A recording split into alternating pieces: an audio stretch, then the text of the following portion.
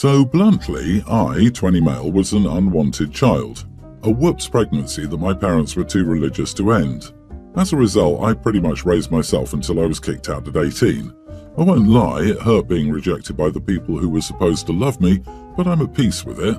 So, with that tragic backstory out of the way, about 6 months ago my parents reached out and started apologizing profusely. I wasn't sure about getting back in contact, but they seemed genuine, so I tentatively went ahead. Things were going well until they invited me to meet up in person.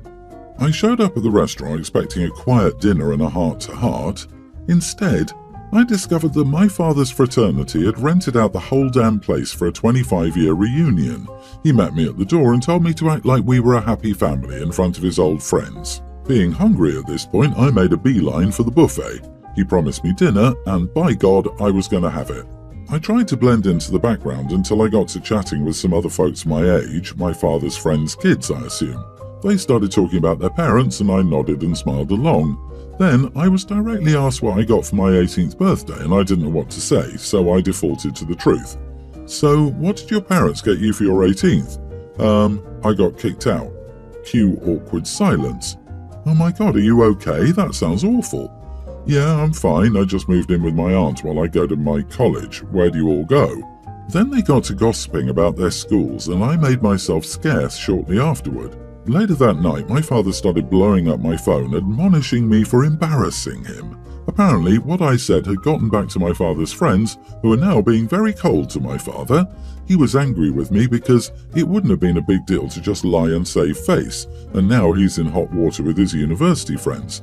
I muted him and went to bed. I was sure I was right here, but now I'm having doubts. I'm worried that my parents might not want to keep in contact after I basically threw a monkey wrench into his relationships with his university friends. So, am I the idiot? Not the idiot, 100%. Dad was using you to save face and telling you to lie. First and foremost, you will never be the idiot for telling the truth. I don't mean any offense when I say this, but you are clearly not at peace with what your parents did to you. Even in that last paragraph, you're still seeking the approval of the people who never cared about you at all. The fact that he told, not asked, but told you to play happy families for his friends is telling that they're not sorry at all. Even if they do go no contact, don't sweat it, they don't deserve you after what they've done. And keep in mind that they got back in contact and tricked OP into attending a reunion function instead of the promised dinner to clear the air. I think OP was going to be a prop from the first return to contact. Daddy Dearest would have been better off raving about his brilliant child being too busy at school, but nah, he wanted to play happy family with the child he abandoned without warning. He got what he deserved. The term prop nails it. You were used as a tool to fit in, get brownie points and approval from your dad's fraternity brothers. Good relationships in fraternities tend to bleed into the real world where they trade favors or patronize each other. They felt deceived when their social norms seemed violated and their goodwill just evaporated. As a result, he won't reap any benefits for something he likely had in the pipeline. I doubt the buddies are cold to the father. He probably lied about that to OP. It's too easy to cover up.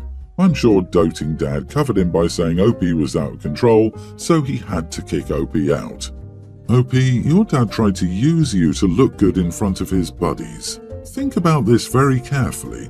Do you honestly want to be in your parents' life if all you are is a prop?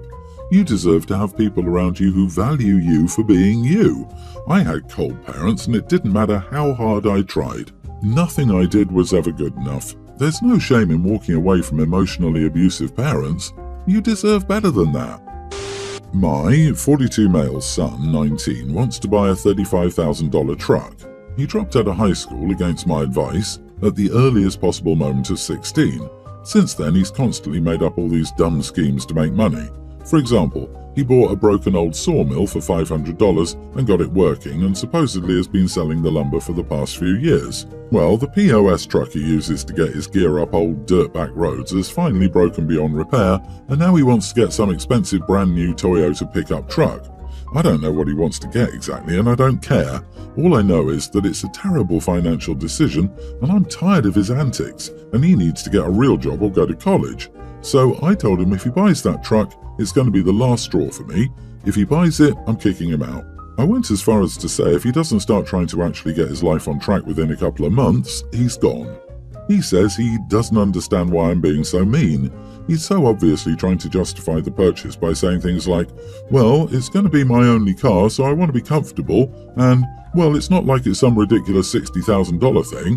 Not to mention the apparent lies he tells me about how he has enough to buy it outright, and that he's been keeping all his money in cash because he doesn't trust me. Why wouldn't he trust me? Totally BS. We got into a screaming match with him, storming off to God knows where when his loser buddy picked him up. He called me an idiot and my wife said I'm being unreasonable. If my wife says that, she may have a point, so I'm asking if I'm the idiot. Edit, he doesn't pay rent. He has a bank account we opened for him when he was 15, which is a joint account that he seems not to use. You are the idiot. You don't know how much your son makes or what exactly he does, but it's obvious that he's making good money and is in fact working. So why do you assume he doesn't have a real job? It may not fit into your box for employment, but it's seemingly successful. It might be better for him to find his own place and to simply not speak to you any further. A $35,000 new truck is probably pretty low end. Plus, if he's doing lumber work, he obviously needs a truck for income. The kid would obviously be better off getting his own place where he's not constantly being accused of being a dumb lover for actually working and saving. Dude, your son is 19, not 29, so he's not doing bad if he's making his own money his way. You sound like someone who looks down on trades. Realistically, a used truck for like $20,000 that can afford to get beat up a little is probably a better option here, but you're being very unsupportive, and with how you don't approve of his work, you probably don't have a great finger on the pulse of how his business is going. 3 years is a significant period for someone his age. While dropping out of school can be easily frowned upon, he sounds resourceful and dedicated. OP mentions son doesn't pay rent, so if he has enough cash to buy a truck, son can also start paying rent. Also, if he only has $35,000, then it's still a dumb decision. If he has more, being kicked out isn't the end of the world. He can still afford to rent. Honestly, I think the son is a sugar dealer. That's the first thing I thought of as well. OP, you are not the idiot. If he has the money to buy a new truck and lead a fancy lifestyle, then he can pay rent and bills. If he isn't paying the rent, he has an unreal idea of how to work and live, and you're effectively contributing to his vehicle purchase. So, a bit of background first. My wife Sally, 29, and I, 32 male, live in a very rural area, and we have a large plot of land I inherited from my late father. About half of it is forested. My father has had this land and managed it for generations at this point, and we've kept bees on the land for just as long. There are 3 permanent managed colonies that we collect honey and other products from, and anywhere from 2 to 6 wild colonies depending on the year. On to the issue. My sister-in-law, Mary, 31, recently married a man, late 30s, with a tween son who apparently has an extreme allergy to bees, to the point where he'll die if he doesn't get medical attention. Sally and I host the family party every year since we have the space inside and out. Mary called last week to tell us we needed to get rid of the bees so that her son could be there. I told her I was absolutely not doing that. She got really angry and told me I was excluding my nephew over some insects and that family matters more than them. I told her that if it's such a big issue, she can host or her son can stay inside. She got huffy and hung up on me. Sally is on my side with this and tried to suggest that maybe my brother-in-law, who's an EMT, could try and prepare in case something happens. The issue has split my wife's family, and now my mother-in-law is trying to convince my wife and me to just get rid of them to keep the peace. I get that the kid could die, but I don't think it's fair to demand that I give up my bees over a kid who I've known for less than a year. Am I the idiot? Edit, it's roughly 60,000 potentially more bees spread across a forest. Also, all the bees on my land aren't the docile Italian breeds loved by beekeepers across the country. They aren't socialized to people since I'm basically the only person they encounter for 99% of the year, and between the screaming kids and copious amounts of fireworks used, the bees get ornery. Not the idiot, so you have 3 permanent, long-established managed colonies and 2 to 6 wild colonies managed year-round for generations, but sister-in-law wants you to get rid of the bees for a one-day family party or they won't come? That sounds like an easy solution. She can host the party, or she can choose to not attend. Sister-in-law is trying very hard to ingratiate herself with her new bonus kid. Hope he didn't mention hearing anything directly from the parent who had raised the child all his life. That could be due to establishing new family dynamics, which is understandable. The kid is a tween. He's old enough to understand his allergy and follow the rules about where he can and cannot go at OP's home. As OP has mentioned, there are 60,000 plus bees spread. He could get stung virtually anywhere. OP, your sister-in-law is unreasonable. I too am a beekeeper. Unless you're going right up onto the hive, you're not going to encounter more bees than anywhere else. They should have the EpiPen on them at all time and be prepared for a sting because bees live everywhere.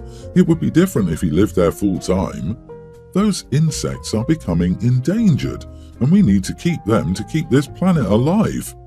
I disagree. You are the idiot. I'm sorry, but a child's life is not more important than a damn colony of bees. I don't care about the legacy. This kid will literally die if he's stung by a bee. I mean, sure, as long as the bees and he are separated, then it would be fine, but you just never know. This is not a kid being a picky eater, it's life-threatening. Your sister-in-law is upset because you've told her that your bee colony is more important to you than her child. What the heck is wrong with you? Honestly, I can't even fathom why this is okay, and people are saying not the idiot. It's a kid's life we're talking about here. So I, 32 male, have been with my girlfriend Sarah, 27, for 5 years, and we've been living together for 3. Sarah is exceptionally close to my younger sister Jane, 27. They're the same and have a lot in common. My sister graduated college with a degree in fine arts, but has been struggling to get her career as an artist off the ground, so she works in something to do with behind the scenes in an art museum and does her art on the side. Last month, though, one of her co-workers told her a very popular art gallery in town was hosting a competition for local artists where they'd enter, and the gallery would pick 5 of their favourite artists to showcase their work at a showcase for every weekend of the month. Jane entered and won a really exciting spot. Sarah and I got dressed up all fancy for the showcase and went along to support Jane. When we were there, Sarah instantly liked one of Jane's paintings. I also like the painting, but I'll be the first to admit I'm not really an art guy and I don't really get it. I love my sister and I think the painting is really pretty, but it almost brought Sarah to tears when she saw it. She went and bought it immediately. I don't really know if Jane got to pick the price or if the gallery did, but it cost $200, which seems pricey since it was the size of maybe a letter. But it was definitely worth it for how happy it made Jane.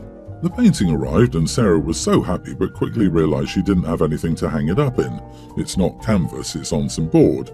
She stored it in our spare room for safekeeping while she figured it out.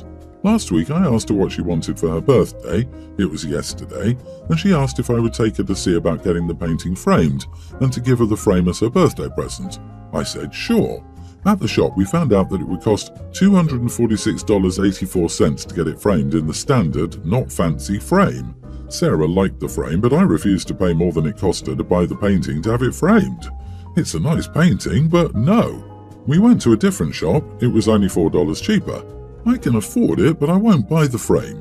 I still refused. Sarah's upset because she says I agreed, and she doesn't understand why I don't want to hang something beautiful with sentimental value to boot in our home. I told her we could use a string and a nail like everyone else. She's been a bit distant, and I can tell she's upset. Am I the idiot? Info. Why did you bother to ask Sarah what she wanted for her birthday if you didn't really care about what she actually wanted for her birthday? What was the point of that? Would you spend $250 on anything else as a gift to your girlfriend? The point is, he must show his girlfriend he's a liar. Great job. You are the idiot. Framing is expensive, that's no secret. You've got the money, the painting is your sister's work that your girlfriend really likes, and it should be properly displayed. Instead, you've gone with cheapness because I guess it's more important for you to defend the principle of not spending more to display art than you did for the art itself. I definitely have a mini heart attack when I saw how much it cost to get it framed, as I wouldn't have had a clue, but I wouldn't for a damn second consider not doing it. It's his sister's first big break. How often do you get to decorate your house with a tangible representation of a beautiful moment in your life? Is the framing a bit of a rip-off, but there are things that are a lot more important than you not feeling like you got mugged? So you just have to take the hit on this one. I, 29 female, and my fiancé Dan, 29 male, are expecting. I'm 24 weeks pregnant. I've mostly been wearing baggy clothing to hide the bump, especially with my loss history. My sister-in-law, Jess, 27, is infertile. My heart hurts for her. But the way my in-laws handle it, in my opinion, is pathetic. You can't have pregnancy announcements. No children under 5 can attend family events. Despite her rules, recently Dan and I both agreed it was time to announce the pregnancy. We both agreed that we would do a surprise gender reveal. We had the doctor give us an envelope on what the gender was at the last appointment. We hosted a gathering where we would announce it, and also had the party for the gender reveal when my sister-in-law arrived with her husband. When she found out, she was angry and asked me why I didn't give her a heads up, and I should know how she felt about this. I told her I didn't have to tell her anything, and that she didn't have to be such a witch about it. She stormed out and has been ghosting me, and I'm blocked on all of her socials. So, am I an idiot? How did you write this and not realize this automatically makes you the idiot? Gender reveal parties are already highly controversial, but ambushing an infertile woman you knew would pass on such a party by having it be a surprise is entirely unfair to her and anyone who doesn't want to be at a gender reveal. I suppose this is your fiancé's sister and family. Still, the responsible thing to do would be for him to call all of them and let them know you're expecting and not ambush and rub this in your future sister-in-law's face. I disagree with how the family has been handling this. Pretending that other people can't have children and that children under 5 do not exist is beyond stupid. Not wanting to conform to this way of thinking does not make you an idiot. Having a surprise party does. It doesn't matter that the family has handled this business poorly. A heads up that this was a gender reveal would have been appropriate. Everyone's the idiot here without question. How does that work? Do you just show up one day with a 5-year-old child, tell the family it followed you home? Oh, sorry everyone, yes, this is Billy. He's going to be living with us from now on. Where did he come from? I'm afraid I can't talk about it. Not the idiot, and wow, the dysfunctional levels are off the charts. You don't pretend there are no children because one person can't have a child.